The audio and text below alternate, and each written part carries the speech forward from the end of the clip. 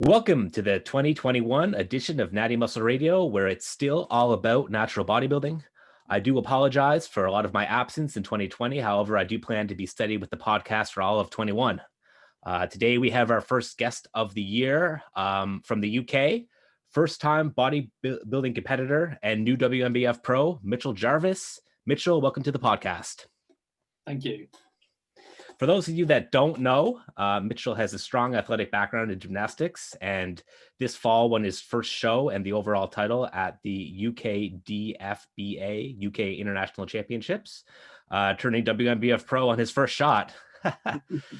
You know, it's crazy to read that. It took me, I think it was like 6 years of competing before I won my pro, 6 or 7 before I was able to win my pro card. So that's crazy just seeing that right there. Yeah, it still doesn't really sound real, if I'm honest. I was expecting it to take sort of 5, 6, 7 years. But yeah, it's crazy, a bit surreal. Yeah, so that's what makes me so curious about your background prior to bodybuilding, because I mean, there's not too many people who step on stage for the first time and just dominate like that. So I know you started gymnastics at probably a pretty early age. So I'm kind of wondering, like, when did you get started with that?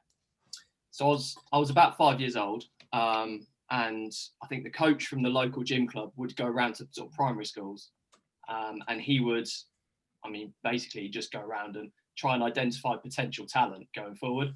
Yep. But yeah, it kind of dominated my life for the sort of, I guess, 20 years that I did it. But yeah, and that was one of my highlights. So once you got to like junior high, were you like the ripped kid with like the round biceps and the delts just from gymnastics? Kind of, but I was also the shortest kid, so I was sort of the smallest kid in the year group, but underneath my top I had a 6-pack. So okay, yeah. So how tall are you? So now I'm 5'9", but you know, I was sort of the shortest kid out of 250 kids in the whole year group, which helped with the gymnastics side of things. Right. So I'm kind of interested, when you got into the training for gymnastics, like how much muscle do you feel you built, you know, doing just gymnastic movements, or did you maybe train with weights concurrently when you did gymnastics as well? Yeah. So, I mean, a lot of what we do was body weight. So our strength sessions at the end of our sort of, you know, doing the apparatus and the skills, our strength sessions would basically just be body weight exercises, and things like climbing the rope, handstand dips, doing all sorts of those sort of calisthenics type things. I mean, the goal really in gymnastics is to be as strong as you can, but also be as light as you can. So, I mean, my body weight as a sort of a senior gymnast, I never went above 70 kilos. So I kept my body weight quite low. But ultimately it was to try and keep that strength to weight ratio as high as possible. Right. Did it end up being like a decent amount of like upper body volume with like things like kind of like the ring dips and like various like pull-ups and like kind of like static holds for your abs? Was that most of what the strength training was? Yeah, we do a lot of that, and then it would be sort of competitions. So I mean, for the majority of my career, I was quite young, and so were the other lads. So it was kind of like, right, we'll divide you up into 2 teams, and everyone's got to do maximum number of dips or something, or you know, pull-ups, and it's just kind of which team can win. So you're always kind of pitted against others, going sort of through conditioning. So do you remember any of your records? Like how many dips could you do at that body weight when you were that age? I remember doing sets of 50, and I think we had to do sets of 50, and you go, I go, you go, I go. Wow. So you couldn't do any more. But I remember doing 100 press-ups in a minute. So in 60 seconds, managing to get, you know, to 100. But what exactly is a press-up? So I could push up. Oh, okay, gotcha. Literally just a standard push-up, chest down, touch the ground, and then up. But yeah, as fast as you could for a minute, and see if you can get to 100. Wow, that's things crazy. like that. So obviously, like you probably built up your chest and your back doing all that stuff, you know, early on then. Yeah, I think the rings, because I mean, the rings was my best event as a gymnast when I sort of got older. And I noticed that it was basically, yeah, it helped build up sort of back, chest, shoulders and arms, sort of that core sort of, I guess, upper body position. But it's a lot of it was the static strength, you know, holding across for, you know, 20 seconds and stuff. And it sort of really burns you out, but there was no extra weight added. It was just body weight most of the time.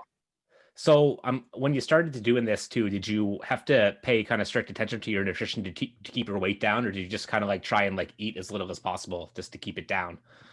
Yeah, I mean, I never restricted my food too much. I always sort of had the idea of if my body needs it, it Right. needs it. Yeah. And I kind of transferred that into bodybuilding a little bit.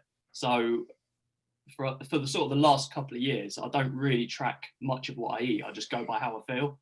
And I kind of know which foods I should eat more of and which foods I should avoid. Yeah, there was never any kind of dieting or tracking with the gymnastics. Gotcha. So you just managed just to stay under that weight because it was kind of where your body wanted to be with the training and what you were eating at the time. Yeah, that's it. So I never sort of forced my body to, gain any sort of weight by eating too much, but also I never cut it drastically. So how far did you end up taking the gymnastics before you got into more bodybuilding specific training? So the peak of my gymnastics career was just as I was graduating from university. I managed to get myself selected to go to the World University Games, which was it was nice because it was, I guess, sort of the highest point of my career was kind of right at the end of my career. And I've been, as a junior, I'd sort of been on the edge of doing national squad and sort of going through and doing the camps and some competitions and things. Yep. But that one was by far my biggest comp, and it was my best performance. I was kind of, that photo. Was that it? That was mid routine. Yeah, that was me trying not to land on my head. Nice. Is there a video? Is there a video of it here? I think there is further down. Keep going. That one. So you see where it says Great Britain? Right here. Yeah. I think there's a routine a couple of bits along. Okay. On the rings, right on. This is 2013? Yeah, 2013. So that was just before I started teaching. And it was kind of, it was the last time I've been a full-time gymnast. So you're like 21 here, maybe 22? Yeah, 22. Yeah, 22, I think. But yeah. Yeah, you can see the lats jutting out there. Okay, wow, that's the finish. Nice. Yeah, that's it. But that was sort of the highlight of my career. You get all the GB kit, you go off, and there was like an athlete's village, and it was all Wow. It was quite a cool experience. Awesome. Yeah, that one again. So, okay, so that was the highlight of your career. So you didn't want to keep doing gymnastics after that, or did you feel like you had taken it as far as you could possibly take it at that point and wanted to focus on other things? Yeah, I mean, I focused on the teaching after that, and I stopped training for about 6 months. I mean, I'd been really sort of gearing up to that competition, and I'd been going into the gym and doing routine after routine. And by the time I got to the competition, I was so confident that I could do the routines. I just sort of enjoyed the day, and what was, and if I made the final, great. If not, I've been there and I'd done my best. But after that, I was kind of happy to have a bit of downtime. So I did about 6 months of nothing, and then I kind of got the bug a little bit again. I started training and just doing little bits for fun. But yeah, I mean, after that, I was a little bit lost, really. You finish one sport and you think, well, I've hit the highest point of my career. I wasn't going to be able to do another student games because I wasn't a student anymore. And then, you kind of think, well, what else is there to do? And that's when bodybuilding kind of came in. Right. So I'm kind of curious what that transition from gymnastics to bodybuilding was like. So obviously you had built up like a decent foundation of discipline for like, at least for like tolerating like in the gym, like the physical volume. Like you had a probably pretty good, like it probably wasn't too much of a shock to your body at first, I would think. But I'm kind of curious like what some of the differences felt like at first when you started to like say like do like heavy lag training, like heavy hamstrings, things of that nature. Yeah, I mean, that was the biggest change for me. Learning how to squat was a big part of, I guess, trying to get into proper bodybuilding. I mean, I probably could have been, I'd have been okay to put some board shorts on and just stick with the upper body. But yeah, I wanted to push, sort of try and get my legs up to the same level. But I remember, I was starting off and I was really struggling with 100 kilos. I got absolutely folded in half by 120 kilos at one point. But it's just one of those things, you start chipping away.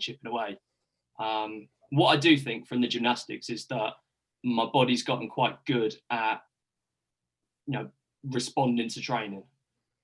So I noticed that as I started to do it, a couple of months later, you could, you felt a lot better in the gym. You felt a lot better doing different exercises that probably previously felt a bit pants, but. Right. Yeah. I mean, you certainly built your squat up, quite a bit here, as I'm seeing here. Yeah. That's a little bit older. I thought you did some lately that was like you're working like in the 200 kilo range or something. That's pretty crazy. That's insane. So just before our gym shut, I did 200 for 4 reps, which was quite a big sort of PB for me. Yeah.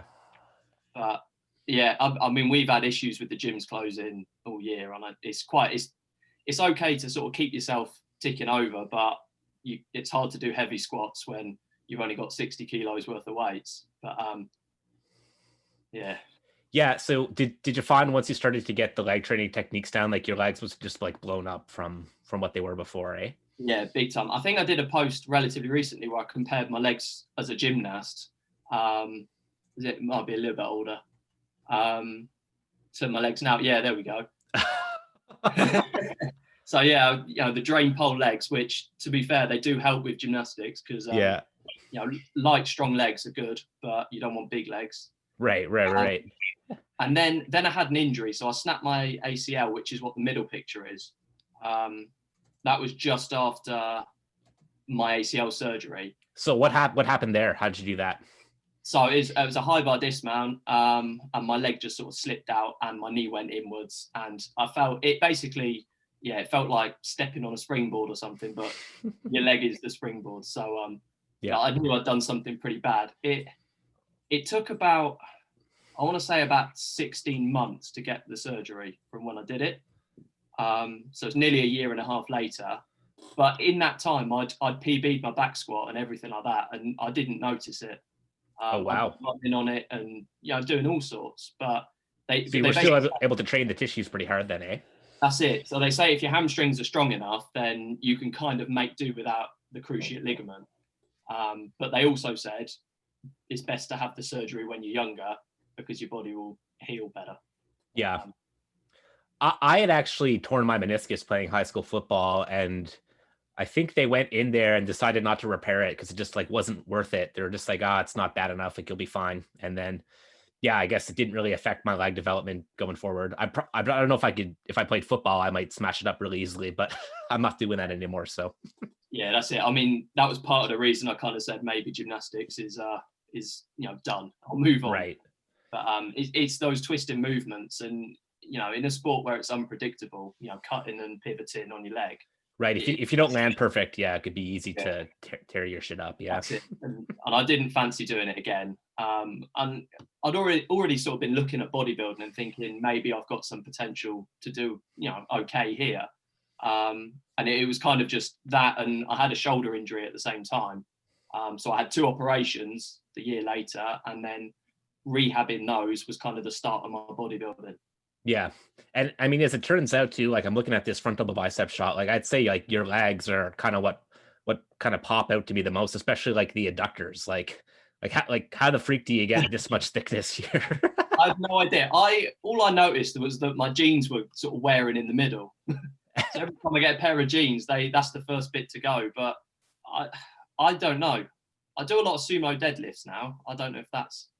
Yeah, that's fairly adductor dominant. I know for me it was actually really easy to get the quadriceps to grow. Like that felt really natural just to get them moving. But for me, it took me a lot longer to get some of this tissue here. I mean, it's not like this, but for me, I had to get on like the adductor machine to like really feel it at first. So now when I do a heavy squat that's more hip dominant, I can feel those muscles working. But for me, my body didn't want to use them like the way I was moving naturally. But some people, they just squat and they use like kind of like a medium stance and they just use that adductor to extend the hip at the bottom. So some people get them, some people don't, in my experience.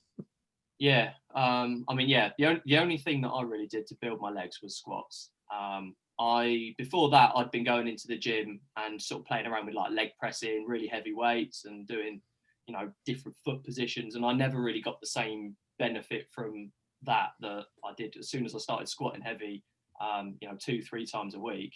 That was when I noticed that my legs grew a lot. Oh, hey, didn't see you there. I just wanted to take a moment to tell you about my online coaching services. Team St. Jean Physique Consulting has been coaching a wide variety of clients since 2016. So if you maybe want to win one of these, or just shape up a little bit, go ahead and send an email to connorstjean@gmail.com, and I'll get right back to you with more information. All right, now back to the podcast. I was I think I was looking at it and I was like, I think I'm ready to go into this.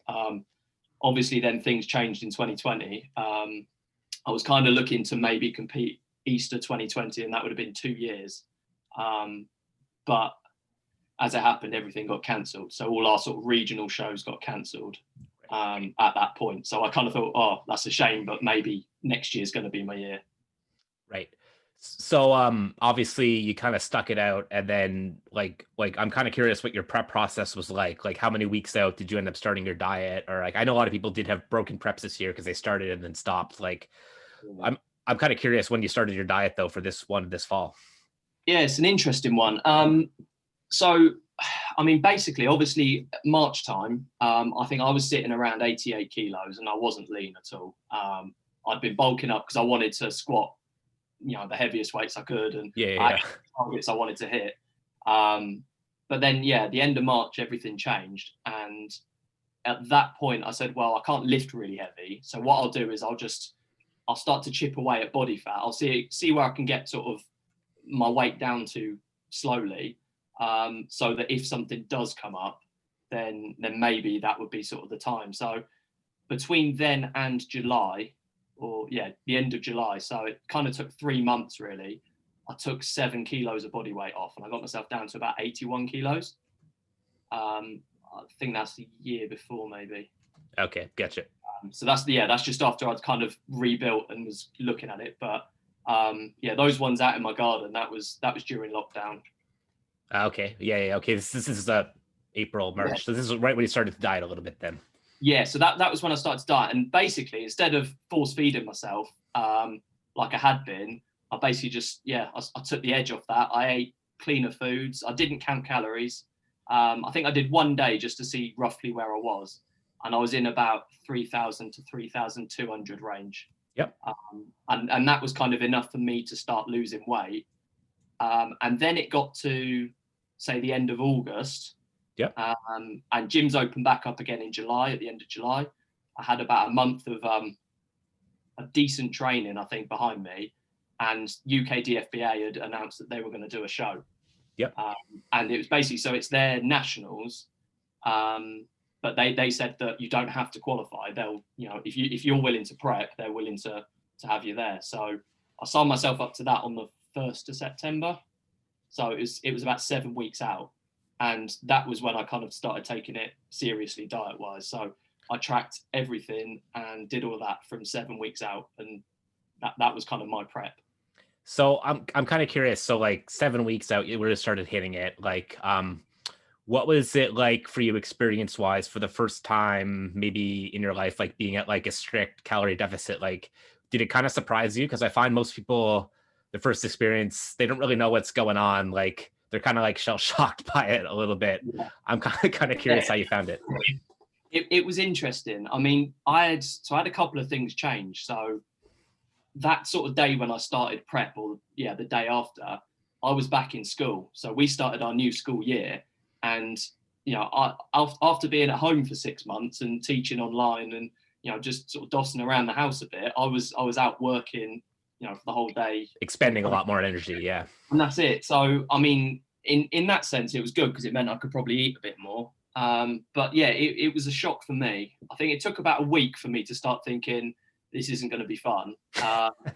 You get that initial buzz. You signed up for your comp. You're all ready to go. Yeah. And then and then all of a sudden that sort of slows and you think, oh yeah, I am a little bit hungry actually, and this isn't that fun, and I don't want to go to the gym anymore, because it was the first time in my life where I was dragging myself to the gym. Yeah. Going there, sort of running to the gym and couldn't wait to lift weights. But strength, takes a massive dip, especially towards the end. Absolutely. And you just got to get through it. Yeah. But it was nice to have sort of the motivation going through. And it helped, I think, that 3 weeks out, I switched from the novice to the open. off the advice of someone from a posing workshop. Yeah. So I got switched because originally I was going to be a novice, both physique and bodybuilding, because I didn't really know where I was going to sit. This is how little I knew. I kind of signed up to both of them thinking maybe this would be a good idea. Yeah, so that was it. That was my 7-week out mark. Wow. That's crazy. So this is not seriously dieting yet. This is just kind of like doing your thing. Single calorie there. I basically had 3 months of cutting weight down to 81 as slowly as possible. And then I mean that one was sort of 19 days out. So that's after 4 weeks of dieting. That's crazy. But it got to the point where I was almost ready a little bit too early. Yeah. I mean, it's not necessarily a bad thing, but I got to the point where I could have a refeed and then I could slow it down a little bit and just kind of cruise into the show for the last week. So what when you started to track and be in like the deficit at 7 weeks out, like, do you remember calorically where you're kind of at compared to where you were? Yeah, I did it really simply. So the whole time through prep, I was pretty much on 2,600 calories.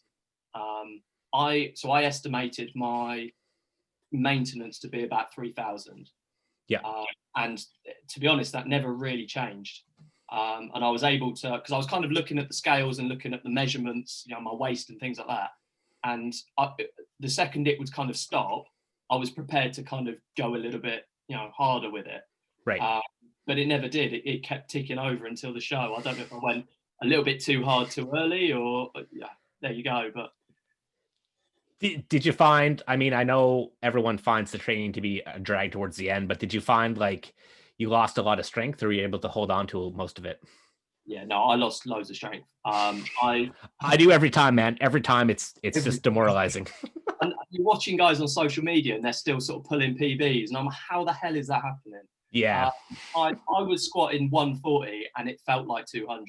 It was grim, but it's one of those things I kind of expected it. And you've seen people talk about it in the past, you know, big lifters saying, just don't bother. If you're trying to chase the numbers you were doing before, you're just going to hurt yourself. So I took the edge off the weight a little bit, and I just focused on, you know, getting that contraction in, trying to keep the muscles sort of ticking over. But yeah. It's hard though. Did you make any changes to like your volume level? Because I mean, you know how like low the energy is at the end. Like, did you cut your workouts off a little bit shorter, or did you just try plow right through it and not even care? I tried to plow through it as much as I could. It got to the point where I was just taking the edge off the weights and then just trying to focus on squeezing. You know, like lat pull down, instead of pulling as much as I could, it would just be, you know, take a couple of like plates off it or a couple of weights off and just hold it, and then just slow contractions and just trying to get into the muscle that way, really, because the weight wasn't working. I'm assuming like macronutrient wise, you were probably maybe I shouldn't assume this, but I know like most UK guys tend to be pretty decently higher in carbs, lower in fat, and like kind of moderate protein, like around like 200-ish protein, maybe like 250 carbs, like 50 fat, something like that, right? Were you around there? I mean, I was that's pretty much bang on. I was aiming for 200 protein. Carbs, I was going up to 300. Yeah. I felt all right. And it basically, I was speaking to people at the gym, and I was speaking to like, you know, people at like posing workshop and things like that.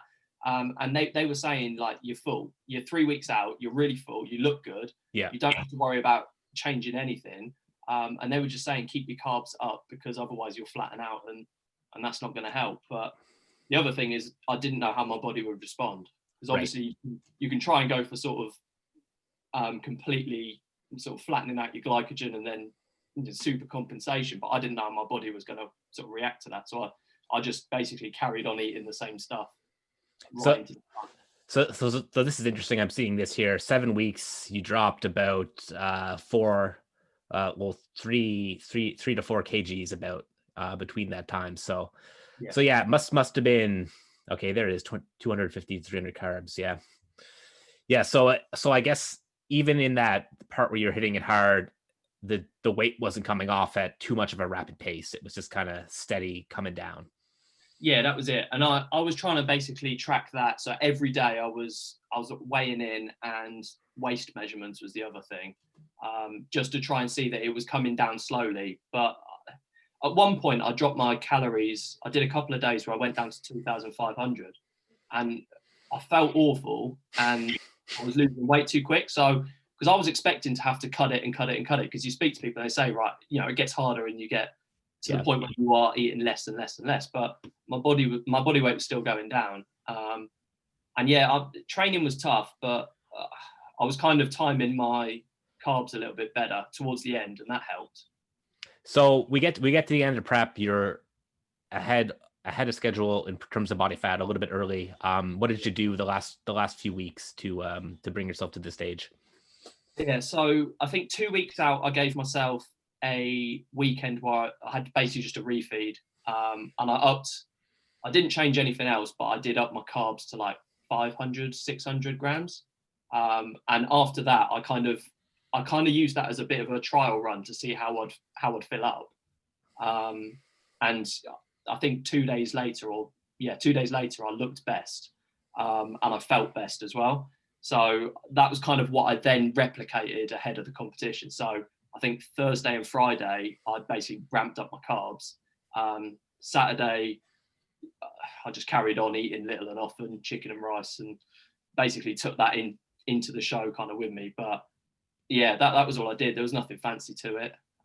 So just kept the carbs around 500-600 and just kind of cruised in with that amount, eh? Yeah, that was it. I did that for Nice. 2 days, and then I don't even know what I did on the Saturday. I think I kept the carbs up a little bit, but again, it's by that point you just kind of you're there and you're just ready to go and give it your best. But nothing with water and sodium, just kind of kept those constant.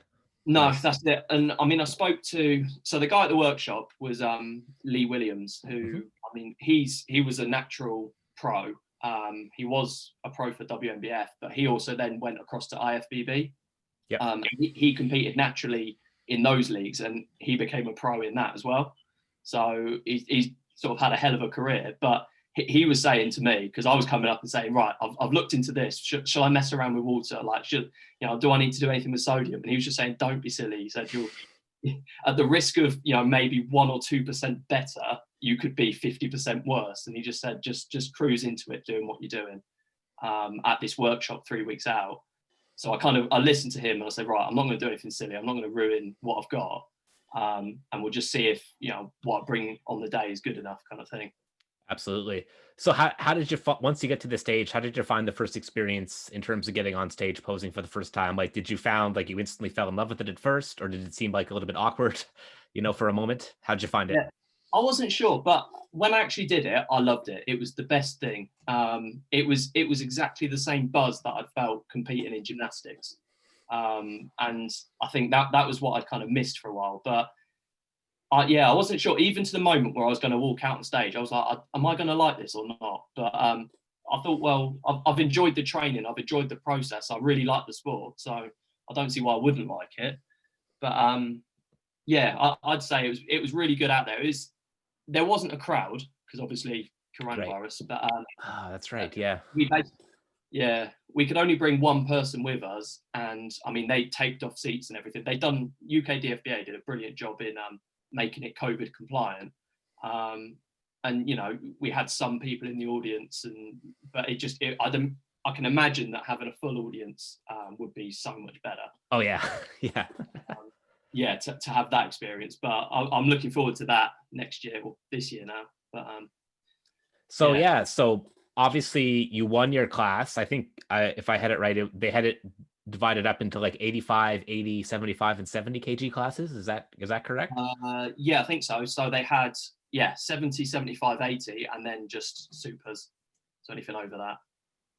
Do you have any pictures of the overall here? No, I guess not. Eh? I don't think so. I've got some on my phone, I think, but I don't know how to get them. That's all right. We'll leave it for now. Yeah, but no, the overall was really, really good. I mean, the guy in the Open, Paul Roberts, so I know he's won amateur European title a couple of years ago, but he's quite a seasoned competitor. the guy Liam Poole that won the 75 kilo class, it was his first time in bodybuilding. Oh wow. Yeah, I think he'd done a physique show, I think, a couple of years ago, but he kind of stepped up into bodybuilding. But he was in AJ's round, so he was up against AJ, and they did that. They were just before me, actually. So I kind of saw the end of that one from the side. And then Dan North was the lightweight or the bantamweight. And yeah, I mean, he brought a hell of a package as well. So it was a really tough overall. Yeah. Did was it like it was a close call then, I guess. Did they have scorecards for it? I think so. I haven't seen anything, but after they did say that it was a split decision between me and Paul Roberts at the end. That's what I'd heard. But I mean, I don't know if you've seen much of it, but I ended up, I mean, because they had us in order, so I was in the middle because I was the middleweight. But then they sort of shuffled us around a couple of times, and I ended up on the right on the left. So I thought, I'm out of this, because everything you hear is if you're not in the middle, you're not going to win it, I think. Right. But later I found out after that they basically, the judges on the right hand side, they wanted to see us a comparison between me and I think Paul. But right. Get you next to each other, yeah.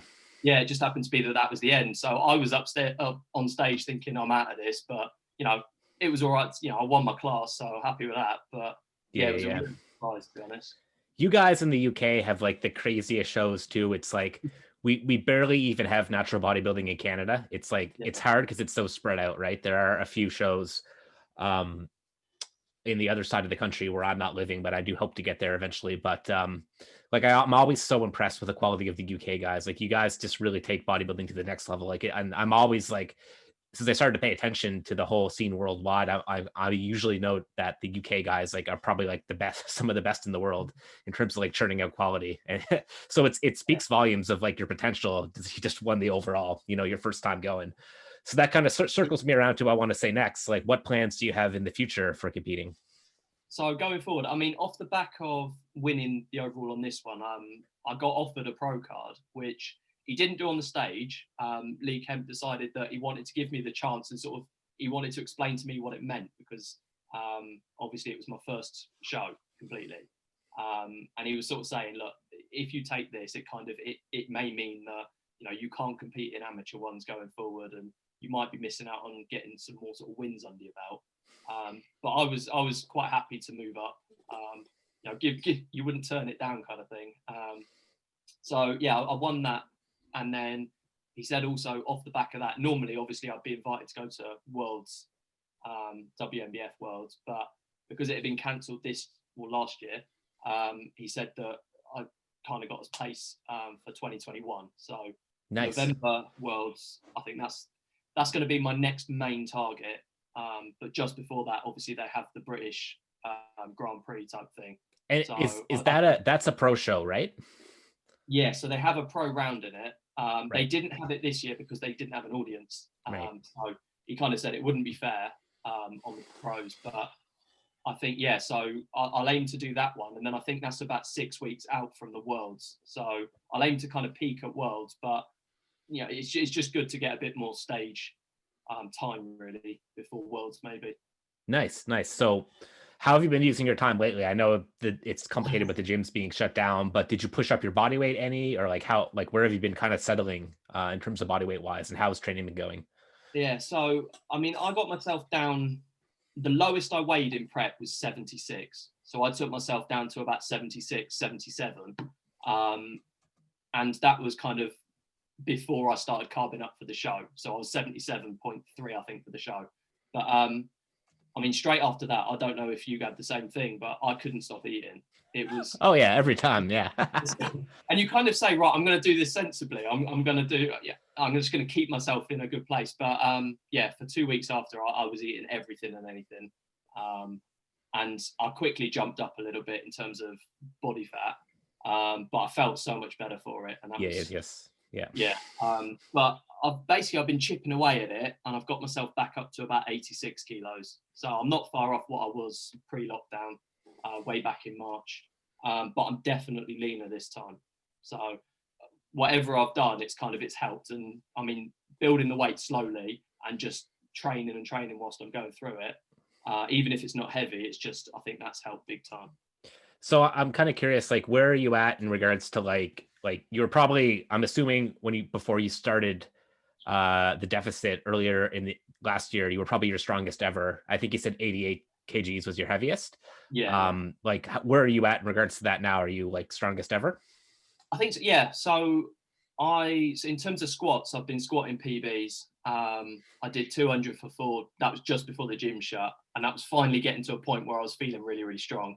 I hadn't pushed my deadlift again since, but I mean, I have to be careful with conventional deadlift because I've got lower back issues from gymnastics. So yeah, I'm not mechanically built for it anyway, but Right.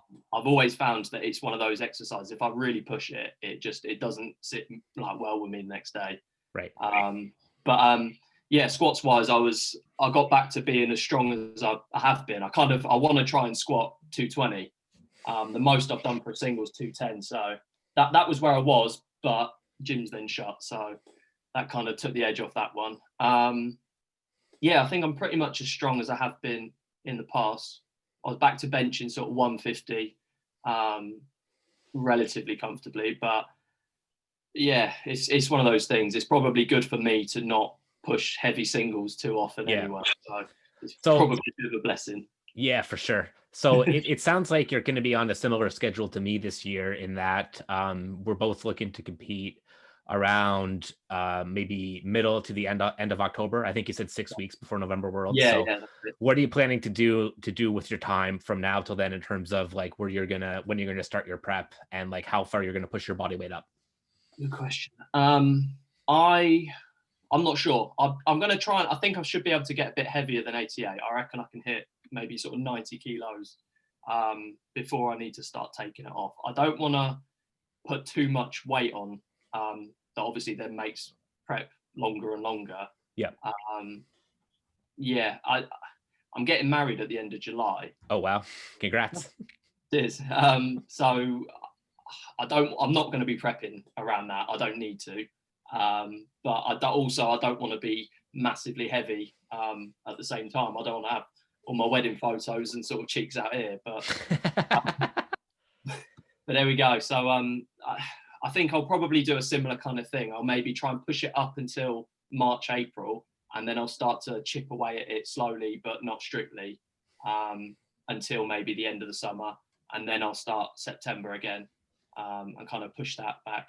So yeah, I'm really glad to hear that you're doing WMBF Worlds because I look at your physique and I'm just like, that would hold up on the world stage, like no problem. And what I really like about it, and what you'll probably find out about the WMBF, is they really highly rank like symmetry. Like people don't even realize, like people think it's just being the biggest and the most shredded. And I mean, that's a big part of it, but they really do look at like the V taper, the structure, whether everything is developed evenly with each other. And they look at that very closely, like a lot more than people realize. So like, you know, like I said, I see like you have the biceps, you have like the adductors, like everything is there, like from calves to traps, right? It's all evenly developed. So, you know, I really think you have an awesome future in the sport. So I'm glad to hear you're going to continue with it. Cheers. Yeah, I mean, I've looked at and I've watched on YouTube videos of Worlds last, I guess, 2019. And yeah, I mean, the physiques that they've got, I think, like you say, it's all just balanced, and the symmetry, it kind of does take precedence, I think. And I think I like that about natural bodybuilding because it's important. I think, you know, you see people, and it's always nice to see someone that's just huge, and you just look at them and you go, that is crazy.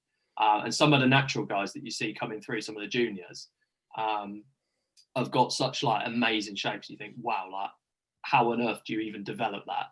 But I like some of the looks that you see in, you know, some of the physiques, and you think, well, they haven't got any outstanding single body part, but it's just the way it all comes together. I think it's nice to see. Yeah, and for me, as you know, where I'm at in terms of like my bodybuilding potential, like, you know, I can't see myself putting on too many more like kilos of muscle mass. Like, you know, fingers crossed, I'm never going to give up, but you know, it kind of becomes that game of just looking at your physique and being like, well, which part needs a little bit more emphasis? And you kind of like emphasize what you need, de-emphasize what you already got. So it kind of comes a game of that. And I really appreciate that the WNBF so closely looks at that, because I really think for an advanced natural bodybuilder, that's like your ticket to get better, is just, you know, closely looking at your symmetry and just really like refining your attention to detail when it comes to training. That's it. And I think taking inspiration from sort of looking at, I guess, classic physiques and what some of the guys were looking at before. And, you know, you look at people like Frank Zane and you think he was never huge. He was never massive, but the way it comes together and the way he presents it posing as well, I think is a huge thing. Absolutely, man. Absolutely. So I think we'll go ahead and round things off here. So thanks again for coming on the podcast. Really looking forward to seeing what you can do this year. And I guess if we're both prepping, we can follow each other's preps, and maybe I'll send you a message here and there to encourage. Yeah, man, I'll definitely need it. Sometimes you just want to see a message and say, yeah, okay, I'll carry on. Yeah. Unless I see your progress, I'm just like, damn, how's this guy doing this? Yeah, you want a burger? You need a burger. Yeah. All right, man. Thanks so much for coming on the show. Thanks for having me.